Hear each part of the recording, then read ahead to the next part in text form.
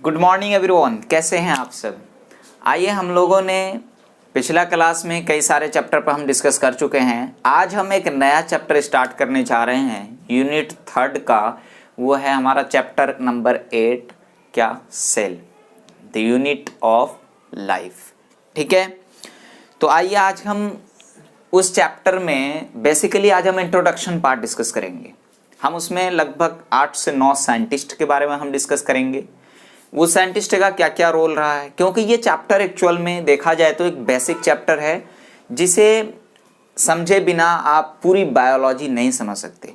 38 total chapter हैं 11 12 की biology से। कितने टोटल? 38। उस 38 में ये एक ऐसा इकलौता ऐसा चैप्टर है, कौन सा? सेल वाला, द यूनिट ऑफ लाइफ, जिसे समझे बिना आप 37 चैप्टर नहीं समझ सकते। तो इसीलिए इस चैप्टर को काफ़ी अच्छे से समझना है। इस चैप्टर के इंट्रोडक्शन पार्ट जो कि अभी हम डिस्कस करने जा रहे हैं, यहाँ से कई बार क्वेश्चंस आ चुके हैं। ठीक है, तो इसीलिए मैं सब साइंटिस्ट को एक एक करके डिस्कस करूँगा। तो आइए हम देखते हैं इसमें क्या क्या हमें आज देखना है। हम इसमें आज बेसिकली एक हिस्ट्री पार्ट को डिस्कस करेंगे। हिस्ट्री पार्ट में बहुत सारे साइंटिस्ट को देखेंगे। हम रॉबर्ट हुक के बारे में डिस्कस करेंगे, रॉबर्ट हुक। उनके बाद हम डिस्कस करेंगे हमारे लेवेनहुक साहब के बारे में हम डिस्कस करेंगे, लेवेनहुक साहब के बारे में डिस्कस करेंगे, है ना। रॉबर्ट हुक जो है वो 1665 में इन्होंने सेल का डिस्कवरी किया था, है ना, इन थिन स्लाइस कॉर्क में, है ना। फिर उसके बाद लेवेनहुक साहब की बात करें तो ये पहले ऐसे साइंटिस्ट हैं जिन्होंने लिविंग सेल की डिस्कवरी की थी, है ना। तो ये सारी चीज़ें हम लोग आज देखेंगे। फिर हम श्लाइडेन और श्वेन के बारे में भी बात करेंगे आज। किसके बारे में? श्लाइडेन एंड श्वेन के बारे में बात करेंगे, है ना। उनके बाद हम बहुत इंपॉर्टेंट साइंटिस्ट उनके बारे में भी बात करेंगे। कौन है? रुडोल्फ विर्चो साहब के बारे में बात करेंगे। देखिए सारी चीज़ें आपके एनसीईआरटी में मेंशन है ना। तो ये सारी चीज़ हम आज डिस्कस करेंगे। इसके बाद मैं आपको एक चीज़ बताने की कोशिश ये करूँगा इस चीज़ को डिस्कस करने से पहले कि भाई जब मैं आपको पहला चैप्टर पढ़ा रहा था, कौन सा? The living world. तो द लिविंग वर्ल्ड में मैंने आपको एक हेडिंग डलवाया था और बोला था कि बच्चों हेडिंग डालो और उसके बाद वहाँ पे लिखो क्या? Characteristics of future living organisms, या कैरेक्टरिस्टिक्स या features of living organism, characteristics या फीचर्स ऑफ लिविंग ऑर्गेनिज्म। तो आपने पहला ग्रोथ लिखा था, दूसरा आपने रिप्रोडक्शन लिखा था, तीसरा आपने मेटाबॉलिज्म लिखा था और चौथा आपने सेलुलर ऑर्गेनाइजेशन लिखा था। जब मैं सेलुलर ऑर्गेनाइजेशन आपको पढ़ा रहा था वहीं पर, तो उसमें मैंने सेल के बारे में बहुत सारी चीज़ें बता रखा है आपको, बहुत सारी चीज़ें याद कीजिए। मैंने बोला था कि दुनिया में जितनी भी ऑर्गेनिज्म है वो सेल से मिलके बना हुआ है। मैंने आपको बोला था कि सेल जो है वो बेसिक यूनिट ऑफ लाइफ है। लाइफ का अगर कोई यूनिट पूछ ले तो बेसिक यूनिट लाइफ कौन होगा? हमारा सेल होगा। मैंने आपको बोला था हर लिविंग ऑर्गेनिजम्स वो सेल से बना होता है। कुछ लिविंग ऑर्गेनिज्म सिंगल सेल का बना होता है जिसे हम यूनिसेलुलर बोलते हैं। कुछ जो होते हैं वो कैसे होते हैं? मल्टी सेल के बने होते हैं, बहुत सारे सेल को, उसको मल्टी सेलुलर बोलते हैं। ये सारी चीज़ें मैंने वहाँ पर ऑर्गेनाइजेशन भी आपको दिखाया था कि सेम टाइप के, सेम ऑरिजिन वाले, जो कि सेम कॉमन फंक्शंस परफॉर्म करते हैं, एक साथ एकोमुलेट होते हैं, एक साथ जब प्रेजेंट होते हैं तो टिश्यू का फॉर्म करता है। टिश्यू सिस्टम का, फिर ऑर्गन सिस्टम का, फिर जाकर के एक बॉडी का फॉर्मेशन होता है ना। तो ये सारी चीज़ें हम लोग पिछले क्लास में डिस्कस कर चुके हैं। तो आइए आज हम हेडिंग डालते हैं, वो होगा हमारा चैप्टर 8, कौन सा? सेल, यानी द यूनिट ऑफ लाइफ, यानी द यूनिट ऑफ लाइफ। ठीक है, आइए क्या होगा हमारा? चैप्टर 8, ठीक है, द यूनिट ऑफ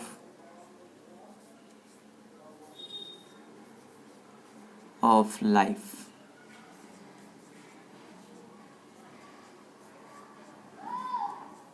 ठीक है, तो आइए सबसे पहले हम डिस्कस करते हैं हिस्ट्री वाला पार्ट को।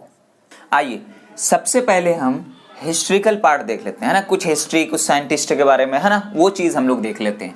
तो हिस्ट्री में सबसे पहले हमारे हैं रॉबर्ट हुक। कौन है? Robert Hooke. ये साइंटिस्ट 1665 में इन्होंने क्या डिस्कवर किया था? Discover cell in very thin slice of cork under his microscope. तो पहले अगर आपसे बोला जाए कि सेल का जो सबसे पहले डिस्कवरी कौन किया था, तो वो रॉबर्ट हुक साहब हैं। ठीक है, इतनी चीजें क्लियर। नेक्स्ट इनकी एक बुक भी है, उनका नाम है माइक्रोग्राफिया। क्या नाम है उनका? Micrographia. He gave the term cellula, cellular term भी इन्होंने दिया। क्या क्या देख लिया हमने रॉबर्ट हुक के बारे में? इन्होंने क्या किया था? सेल का डिस्कवरी किया था इन very thin slice of cork. ठीक है, उसके बाद इनकी बुक का नाम भी याद रख सकते हैं, और दूसरा कि सेलुलर टर्म देने वाले भी यही हैं। दूसरे नंबर के साइंटिस्ट हैं हमारे हर्टविंग। हर्टविंग साइंटिस्ट, इन्होंने सेल टर्म दिया था। सेल टर्म किसने दिया? हर्टविंग साइंटिस्ट। और सीपी स्वैनसन जो हैं, ये एक ऐसे साइंटिस्ट हैं जिनको मॉडर्न फादर ऑफ साइटोलॉजी कहा जाता है। तो साइटोलॉजी क्या होता है? Study of cell. सेल की स्टडी को क्या बोलते हैं? साइटोलॉजी। तो मॉडर्न फादर ऑफ साइटोलॉजी अगर किसी पूछा जाए आपसे, तो कौन साइंटिस्ट आ जाएंगे? CP swan. नेक्स्ट आइए एंटन वॉन लीवनहुक। ये लीवनहुक के बारे में काफी इंपॉर्टेंट है, कई बार क्वेश्चन आ चुका है इनके बारे में। 1883 में इन्होंने फर्स्ट लिविंग सेल डिस्कवर किया था। He was first to see living cells like bacteria, protozoa, RBC, sperm, etc, है ना। तो लिविंग सेल को फर्स्ट डिस्कवर करने वाले कौन? एंटन लीवनहुक। सेल डिस्कवर करने वाले कौन? Robert Hooke. क्लियर। और ये तो एयर भी याद रखना है, कई बार तो एयर ही पूछ लिए जाते हैं।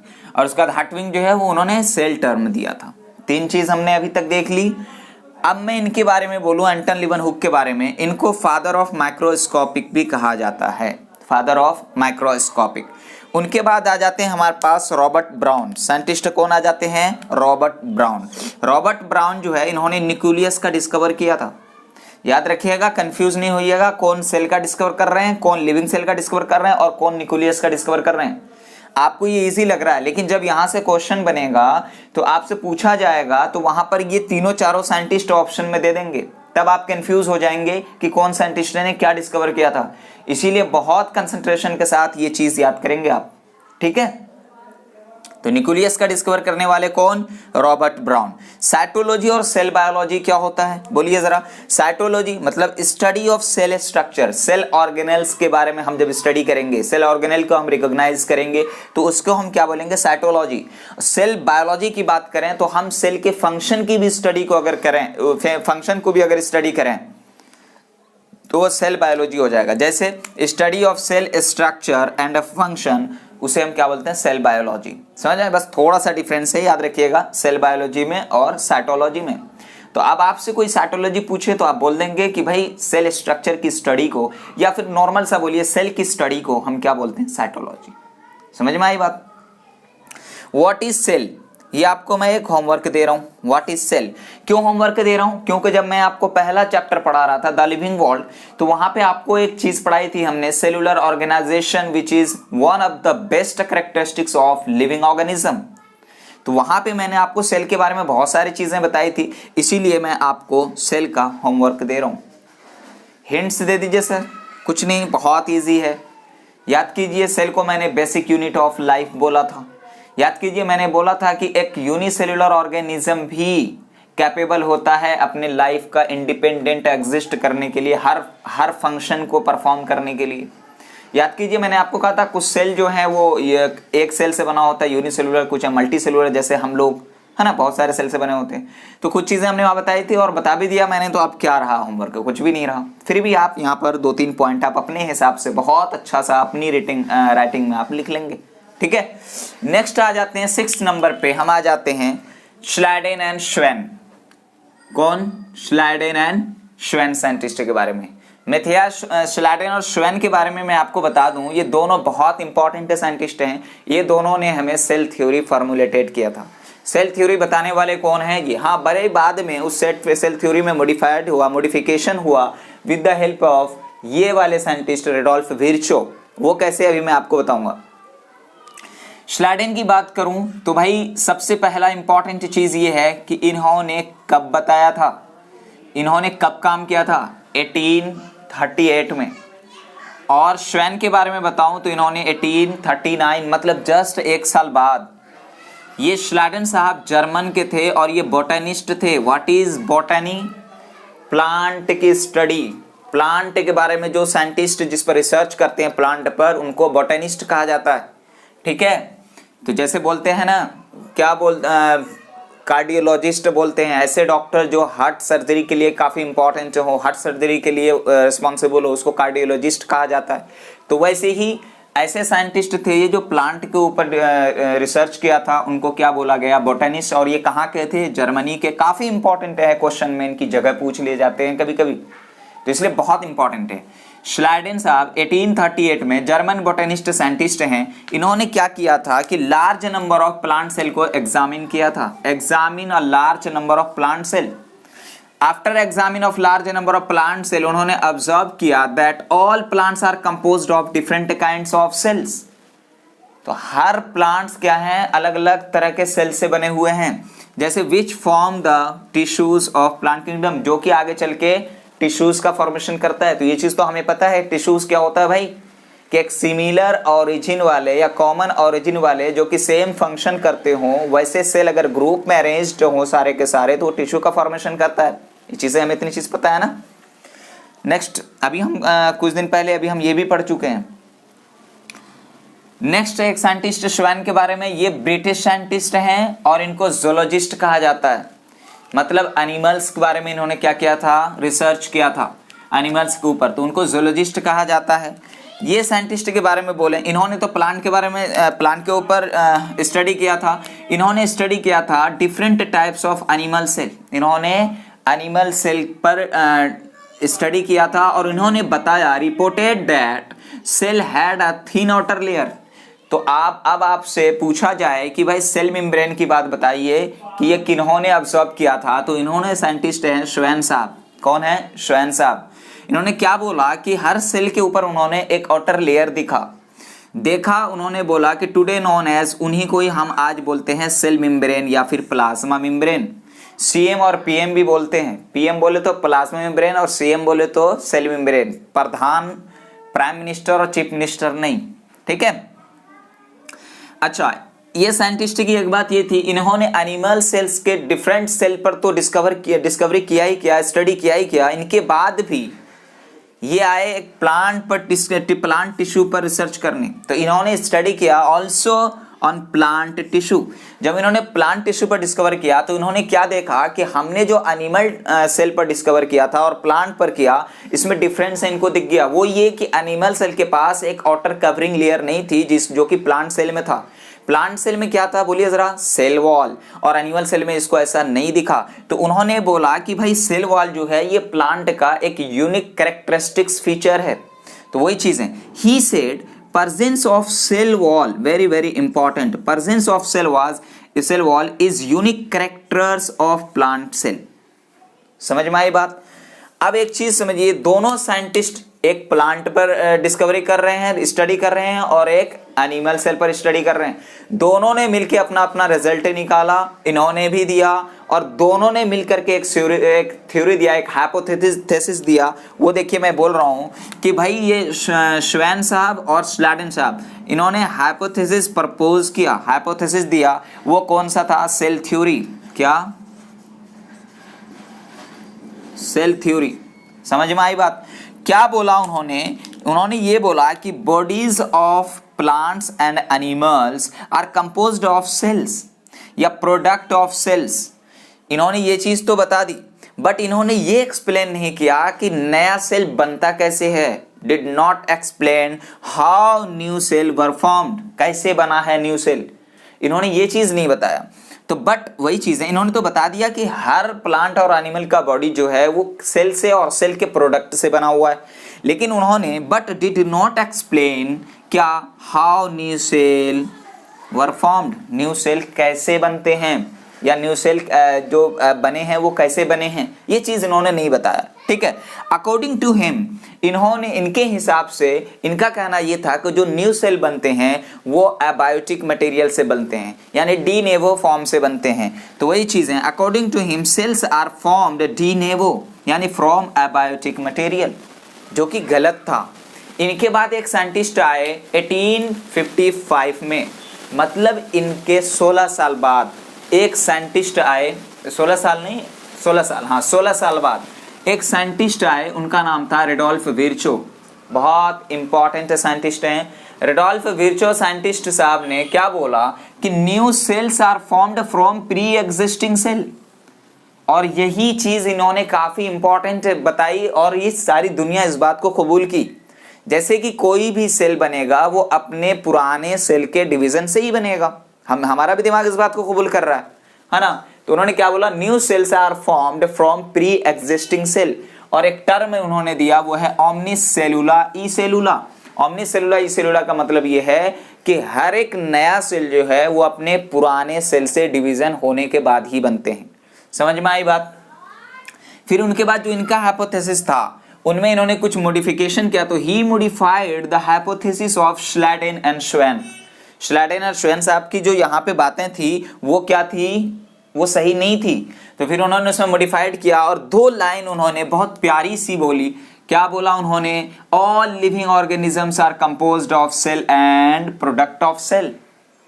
नेक्स्ट लाइन बोला कि all cells arises from pre existing cell. समझ में आई बात। तो ये कुछ साइंटिस्ट के बारे में डिस्कवरी था, साइंटिस्ट के बारे में स्टडी थी, एक हिस्ट्रिकल पार्ट था। क्या क्या देख लिया 1 मिनट में और देख लीजिए। रॉबर्ट हुक वो 1665 में उन्होंने सेल का डिस्कवरी किया था, किसमें भाई, इन very thin slice of cork.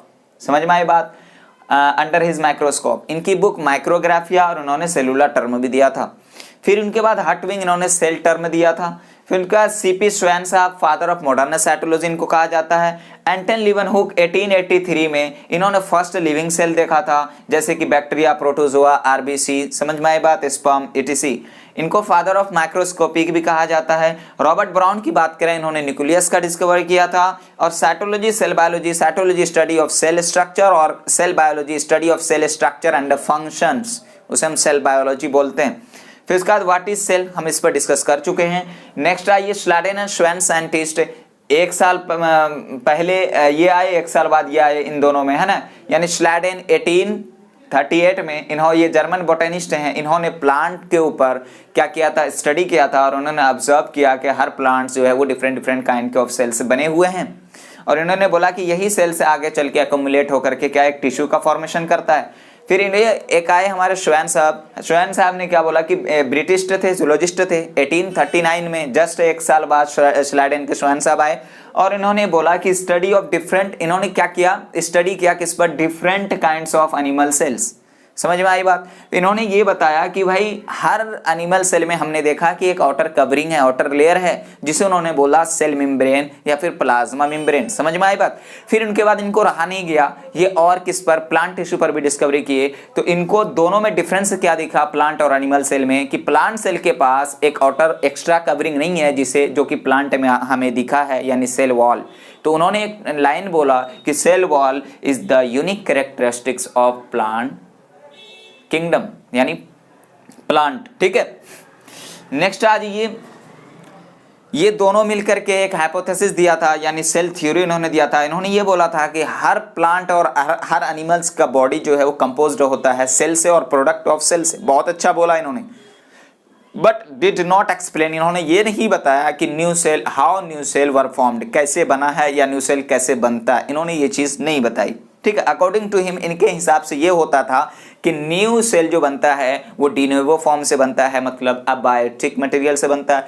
फिर इनके बाद आ गए 16 साल बाद एक साइंटिस्ट बहुत प्यारे, उनका नाम था रुडोल्फ विर्चो। क्या नाम था, रुडोल्फ विर्चो। रुडोल्फ विर्चो 1855 में आए, और इन्होंने बोला कि हर नया सेल पुराने सेल से बनता है।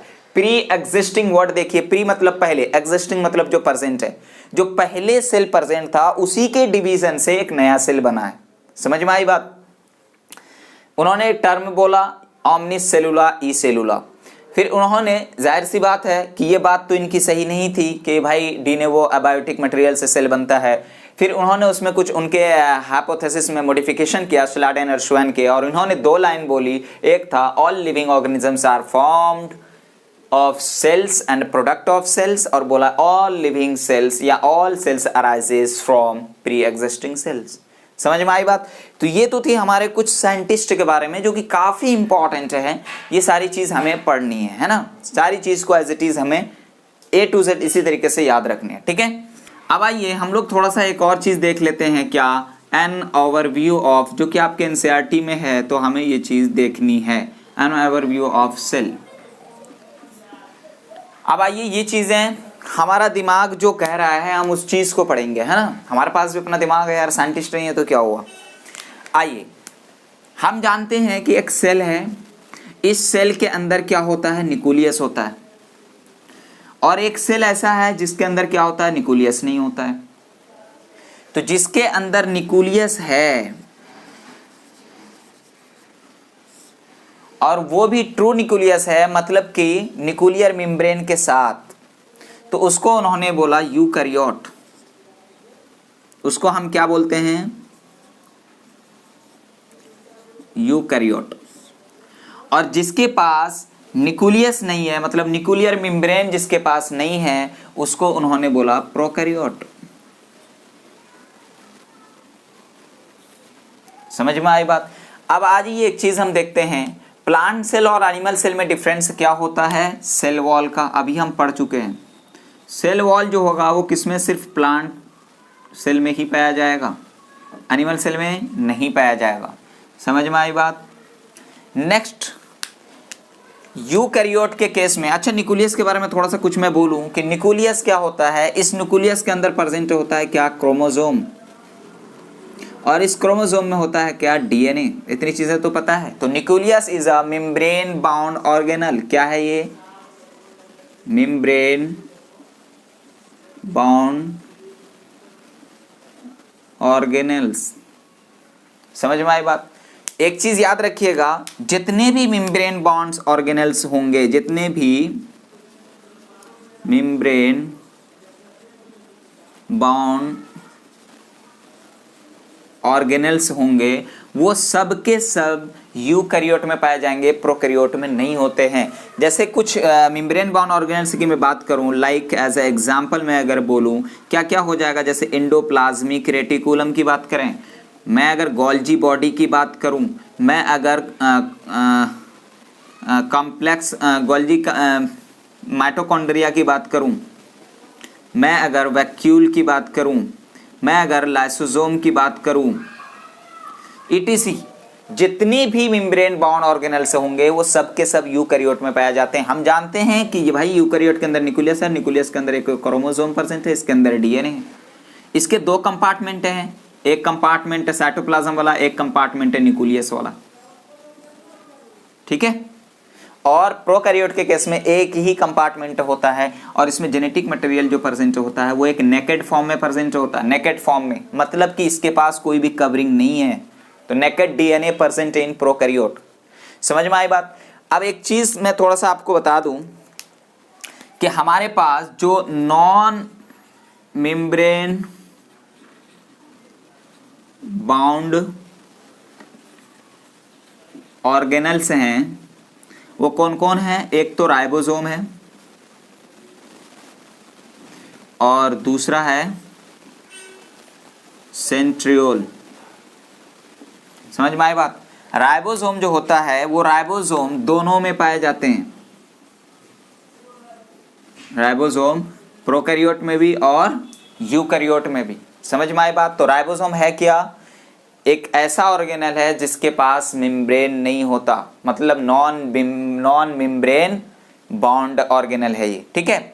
फिर सेंट्रियोल की बात करें तो बच्चों ये सेंट्रियोल जो होता है, ये सेंट्रियोल सिर्फ और सिर्फ यूकैरियोट में पाया जाता है, वो भी एनिमल सेल में पाया जाता है। जब सेल डिवीजन होता है तो ये हेल्प करता है सेल डिवीजन में, कौन, सेंट्रियोल। समझ में आई बात। तो ये तो थे हमारे कुछ एक ओवरव्यू, ठीक है। क्या क्या हमने देख लिया। सबसे पहले कि भाई दुनिया में दो टाइप के सेल हैं, एक ऐसा सेल जिसके अंदर न्यूक्लियस है, एक ऐसा सेल जिसके अंदर न्यूक्लियर मेम्ब्रेन यानी न्यूक्लियस नहीं है। आप एक लैंग्वेज और बोल सकते हो, जिस सेल के पास well defined well developed nucleus होगा उसे हम यूकैरियोट बोल रहे हैं, जिसके पास वेल डिफाइंड न्यूक्लियर मेम्ब्रेन या न्यूक्लियस नहीं होगा उसे हम प्रोकैरियोट बोल रहे हैं। तो यूकैरियोट के केस में दो कंपार्टमेंट हमें दिखता है, एक साइटोप्लाज्म और एक क्या बोलिए जरा, न्यूक्लियस। अच्छा साइटोप्लाज्म क्या है, साइटोप्लाज्म क्या है ये भी आपके एनसीईआरटी में बोले जा रहे हैं बहुत अच्छे तरीके से कि साइटोप्लाज्म जो है वो कुछ भी नहीं है, वो क्या है, सेमी फ्लूइड मैट्रिक्स है, semi fluid matrix called cytoplasm. और ये मेन एरिना होता है, जितनी भी सेल के फंक्शन से होते हैं वो कहाँ होता है, साइटोप्लाज्म में, इसलिए इसको मेन एरिना भी बोला जाता है। समझ में आई बात। फिर उसके बाद हमने देखा भाई न्यूक्लियस जो है, जाहिर सी बात है न्यूक्लियर मेम्ब्रेन प्रेजेंट है, इसलिए यहाँ पे इसके अंदर क्रोमोसोम होता है, उसके अंदर डीएनए है, ये मेम्ब्रेन बाउंड ऑर्गेनेल्स हैं। All membrane bound organelles found in the eukaryotic cell, prokaryote में नहीं होगा मेम्ब्रेन बाउंड ऑर्गेनेल्स। क्लियर है। फिर मैंने बोला कि राइबोसोम जो कि नॉन मेम्ब्रेन बाउंड ऑर्गेनेल्स है वो दोनों में होते हैं, किसमें, प्रोकैरियोट में भी और यूकैरियोट में भी। आप याद करेंगे जब आप 12th में पहुंचेंगे तो वहां पर जब आपको मैं ट्रांसलेशन वगैरह पढ़ाऊंगा तो वहां पे बहुत इंपॉर्टेंट रोल होता है किसका, राइबोसोम का। तो राइबोसोम जब वहां पे प्रोटीन बन रहा होता है तो वहां पे राइबोसोम ही वो सारा काम करवा रहा होता है, ठीक है। तो राइबोसोम यूकैरियोट और प्रोकैरियोट दोनों में वहां पे करवा रहा होता है काम, क्या, प्रोटीन सिंथेसिस। खैर वो बात की बात है। फिर मैंने सेंट्रियोल की बात की, तो एक एनिमल सेल में सेंट्रियोल प्रेजेंट होता है, ये भी नॉन मेम्ब्रेन बाउंड ऑर्गेनेल्स है, और ये सेल डिवाइज जब सेल डिवीजन करता है उस वक्त ये हेल्प करता है, ठीक है। तो इतनी चीजें हम लोगों ने इसके बारे में देखी है। अब आइए थोड़ा सा हम लोग देखते हैं किसके बारे में, बोलिए जरा। अब हम लोग थोड़ा सा देख लेते हैं कि भाई सेल के पास जो होते हैं बहुत अलग अलग टाइप के साइज होते हैं उसके, और उसके बाद क्या होते हैं उसके पास अलग अलग टाइप के शेप्स होते हैं, है ना। तो वो चीजें हम लोग अब देख लेते हैं। तो मैं इसको थोड़ा रफ करूं अगर आपकी इजाजत हो तो। यस सर रफ कर दीजिए, तो नोट डाउन कर लें।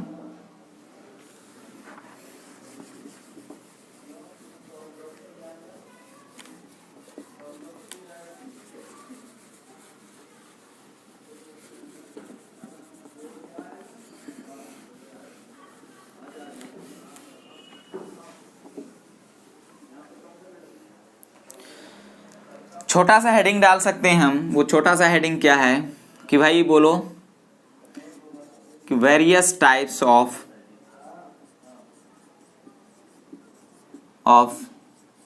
Cell size and shape. पहले हम सेल साइज की बात करें, सेल साइज की बात करें। सेल साइज में हम लोग आ जाते हैं, इस दुनिया में एक ऐसा सेल है जो कि माइकोप्लाज्म की बात करूं तो माइकोप्लाज्म जो होता है हमारा पहला, सॉरी,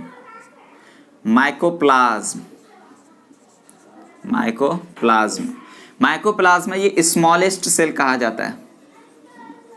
अगर आपसे कभी भी कोई भी नींद में भी आपसे पूछ ले कि smallest cell of the world, तो आप बोल देंगे क्या, माइकोप्लाज्म। इसका लगभग जो लेंथ होता है वो 0.3 माइक्रोमीटर होता है। समझ में आई बात। उसके बाद दूसरे नंबर पे हम आ जाते हैं, अगर आपसे लार्जेस्ट सेल बोला जाए, लार्जेस्ट सेल, तो वो हो जाता है ऑस्ट्रिच एग। क्या, ऑस्ट्रिच एग। उसके बाद अगर आपसे बैक्टीरिया के बारे में कहूं मैं, बैक्टीरिया जो है,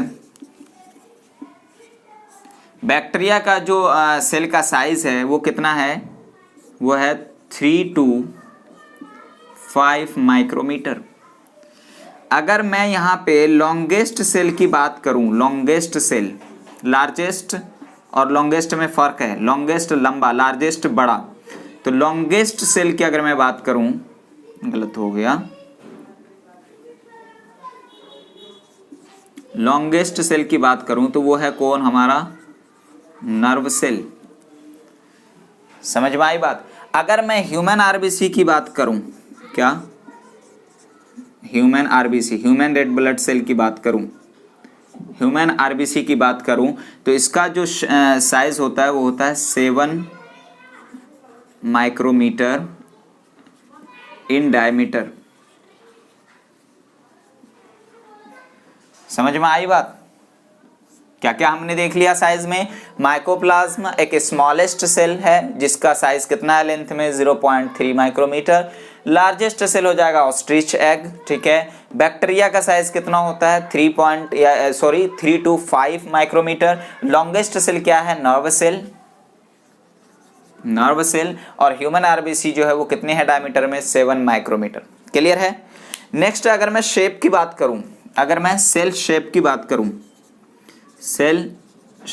बात करूं तो सेल शेप में आपको कैसा कैसा देखने को मिल सकता है बोलिए जरा। सेल शेप में आपको डिस्क लाइक भी देखने को मिल सकता है, डिस्क लाइक।